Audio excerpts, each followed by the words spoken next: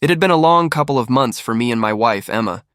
Between managing multiple airport construction projects and dealing with endless meetings, we finally decided to take a weekend trip. Just us, no work, no phone calls, no deadlines. I booked us on a quiet morning flight, first class, thinking for once we might actually get some peace. When we arrived at the airport, everything went smoothly. The kind of rare travel day where check-in was fast, security was calm, and the coffee even tasted right. I glanced at Emma as we sat by the gate sipping our drinks. "See? Maybe luck's finally on our side." She smiled. "Let's not jinx it, okay?" Unfortunately. I spoke too soon. From the corner of my eye, I noticed a woman marching toward the gate desk like she owned the place. Mid-40s, massive sunglasses indoors, clutching a designer purse like it was a trophy. You could feel the entitlement radiating off her before she even opened her mouth. And then she did. "Excuse me. I always get a window seat. I specifically told them I need the one on the left side. The lighting is better for my skin tone." The gate agent, a young woman barely in her 20s, tried her best to keep calm. "Ma'am, your seat is already confirmed on the manifest. Unfortunately, all window seats are taken." The woman, let's call her Karen, because that's exactly what she was, gasped like she had been personally betrayed. "What? This is discrimination. I paid for premium. You people don't know who I am." Emma looked over at me with that "oh boy, here we go again" expression. We'd both seen people like this before, loud, dramatic, always convinced the universe was plotting against them. We boarded the plane about 10 minutes later. I didn't think much of it, until I saw where Karen was sitting. Row 2, directly behind us. I could already feel the storm brewing. Emma slid into her window seat and smiled at me. "Maybe she'll behave once we take off." Nope.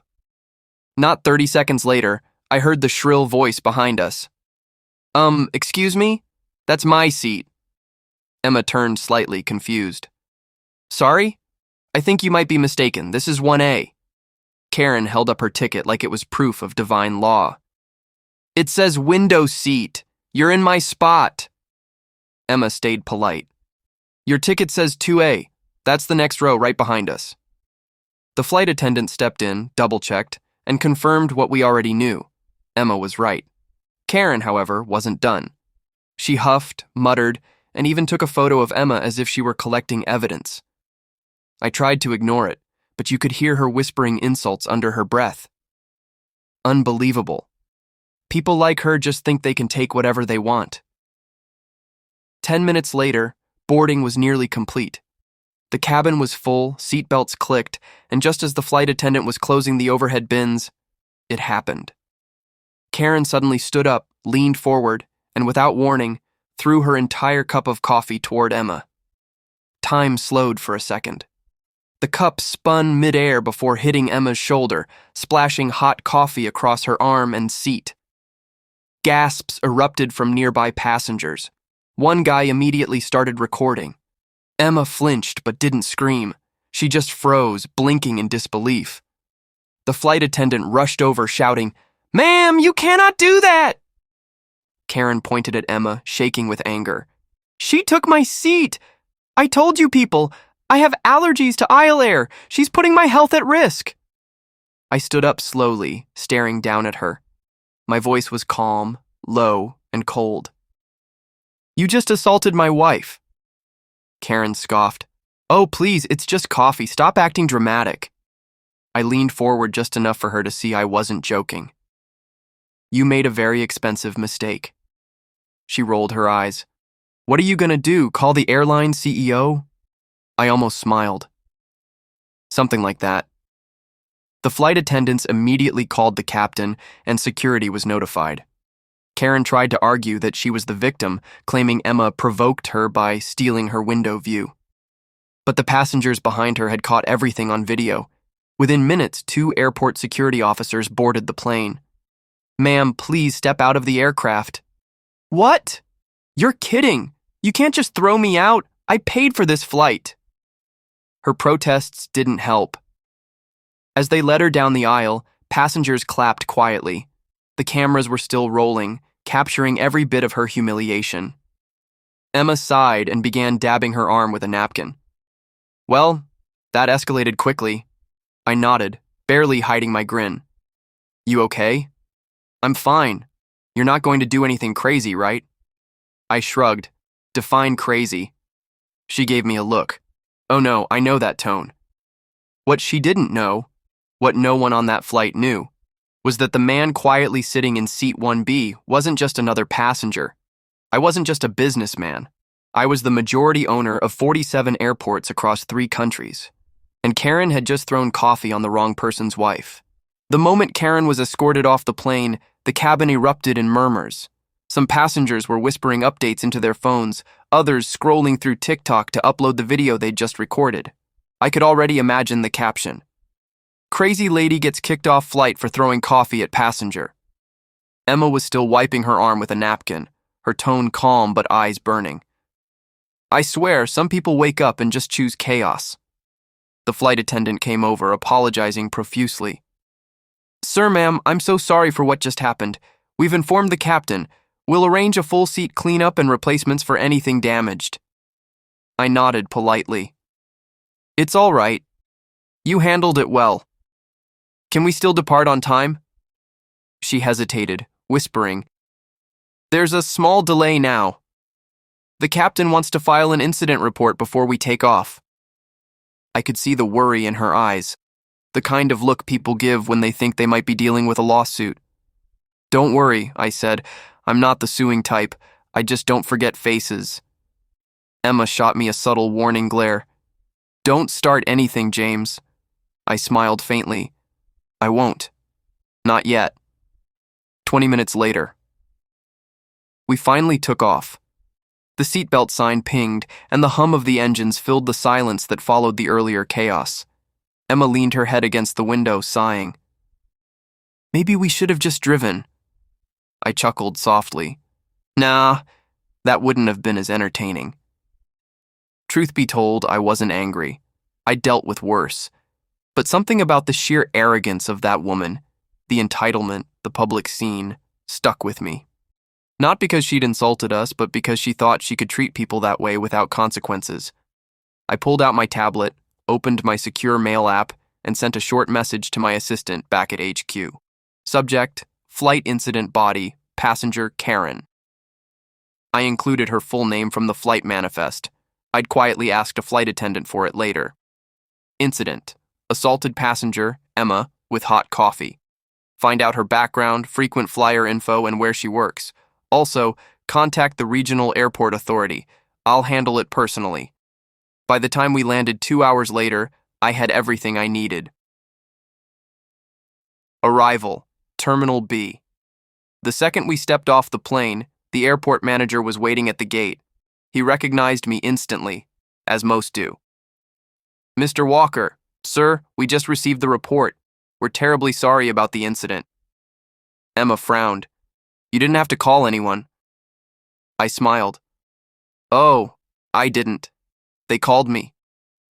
The manager continued nervously. We've already reviewed the footage. The woman, Mrs. Karen Simmons, is being detained by airport security for disorderly conduct and assault. She's claiming it was self-defense. Emma groaned. Self-defense?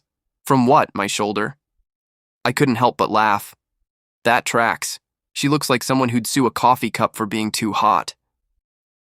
We were escorted through a side hallway into a private lounge area. Inside, I saw Karen sitting with 2 airport officers. She was still loud, still talking, and still as unapologetic as ever. This is ridiculous. That woman stole my seat and now you're treating me like a criminal? Do you know who I am? I stepped into view. The room went quiet. She blinked. Oh, it's you. I smiled politely. Afternoon, Karen. You look a bit steamed. She scowled. You're the one who caused this mess. I want an apology and an upgrade for all this humiliation. The officer beside her glanced at me, clearly unsure what to do. Sir, she's refusing to leave until we resolve. I raised a hand. It's fine. I'll handle this. Karen crossed her arms. You can't handle anything. You're just another spoiled rich flyer who thinks the world revolves around him. I chuckled. You're half right. She frowned. Excuse me? I took a slow step forward, my voice calm but deliberate. You wanted a window seat because you thought you were entitled to it. You threw coffee at my wife because you thought no one would stop you. And you screamed at staff because you thought you were untouchable. She rolled her eyes. Oh, please, I was just... But the truth is, I continued, you're sitting inside one of my airports. Her jaw dropped slightly. You're... what? I smiled. This building, the airline operating rights, the gate you boarded from, I own them, along with 46 others across 3 countries. Silence. The color drained from her face. The officers looked at each other, one whispering, Wait, you're Mr. Walker? Karen stammered. You can't be serious. I leaned closer, lowering my voice. Next time you decide to throw coffee at someone, remember there's always a bigger seat in the sky, and you're not sitting in it. I nodded to the officers. Banner from all Walker-owned airports, permanently. Karen's face twisted in panic. Wait, you can't do that. That's illegal. I smiled faintly. No, Karen, that's policy. As the officers escorted her away, she shouted, You'll regret this. You haven't heard the last of me. Emma tugged my sleeve, whispering, You just couldn't resist, could you? I shrugged. I call it customer feedback. She laughed softly. You really are impossible. Maybe I was. But as I watched Karen being escorted out of the terminal, still yelling, still trying to reclaim her dignity, I couldn't help but think, people like her never learn until life teaches them the hard way. And in this case, I just happened to be the teacher. By the time Emma and I were home that evening, the chaos had already hit the internet.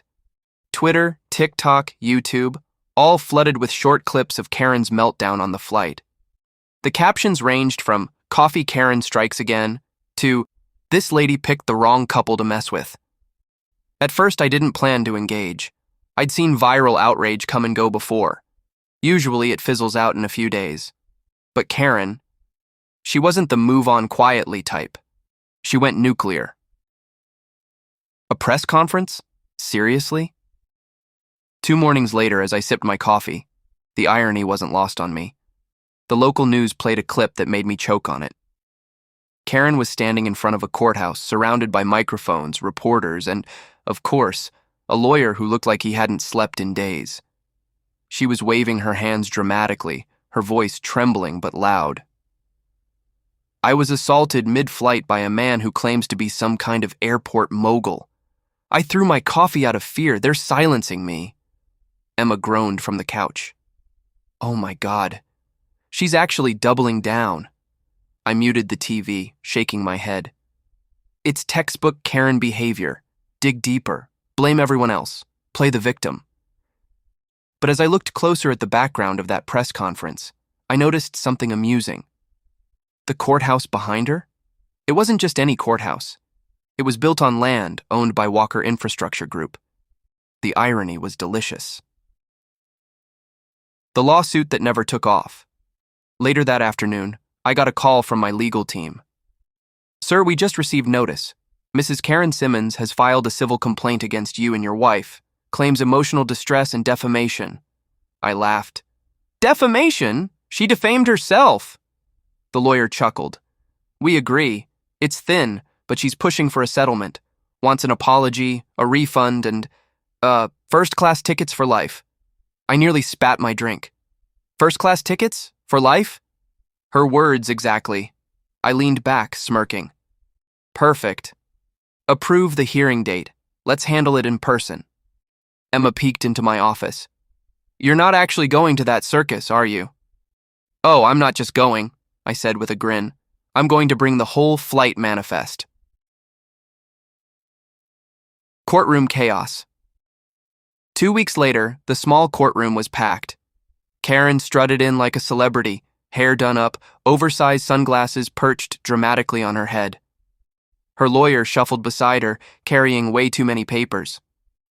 Across the aisle, my team was calm, quiet, and, judging by the looks, slightly amused.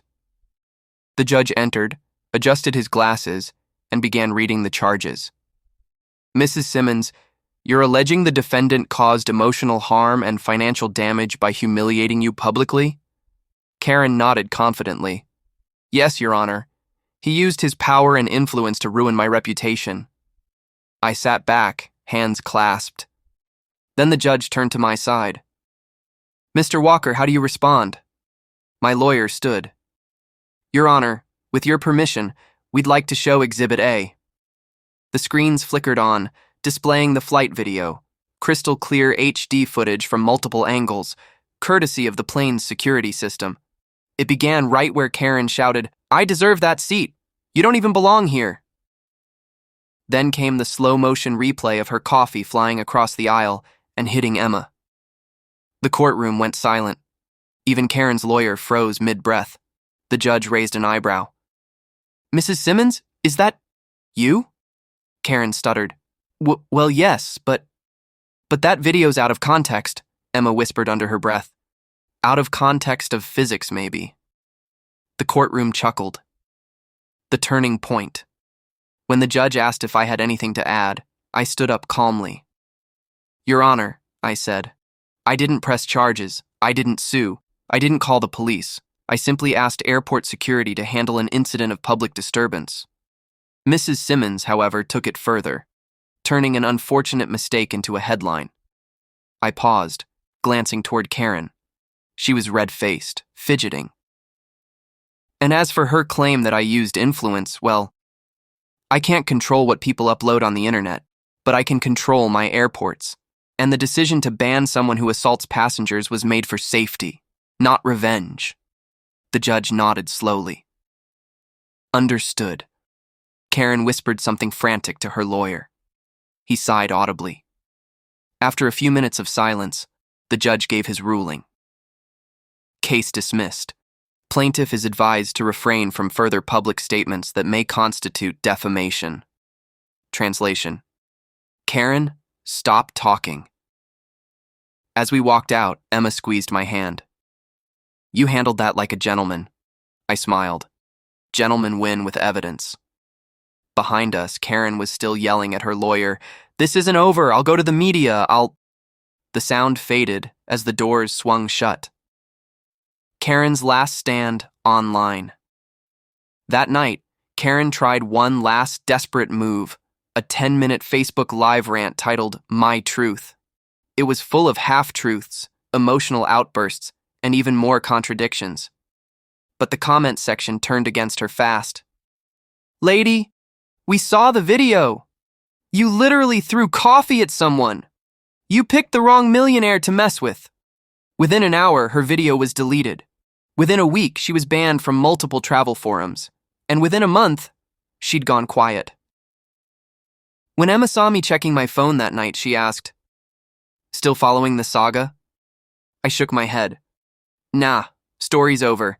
She's probably banned from half the country's airports by now. Emma smirked. All 47 of them? I grinned. Every last one. She laughed, curling up beside me. Well, next time we fly, maybe let's sit in the middle seats. I winked. Only if Karen's not in the boarding group. 3 months had passed since Coffeegate, and life had pretty much gone back to normal. Or as normal as it gets when millions of strangers online know you as the guy whose wife got coffee bombed by a Karen. Emma handled the attention with more grace than I could have imagined. She even started joking about it. At least she didn't throw tea, she'd say.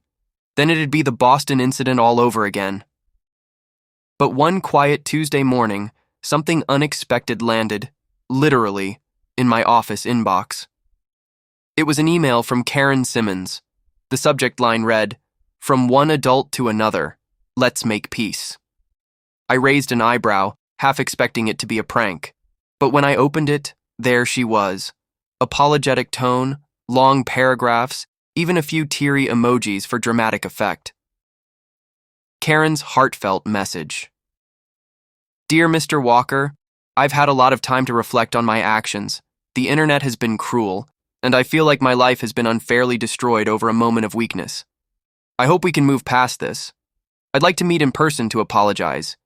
Maybe at one of your airports. Sincerely, Karen Simmons. I chuckled out loud.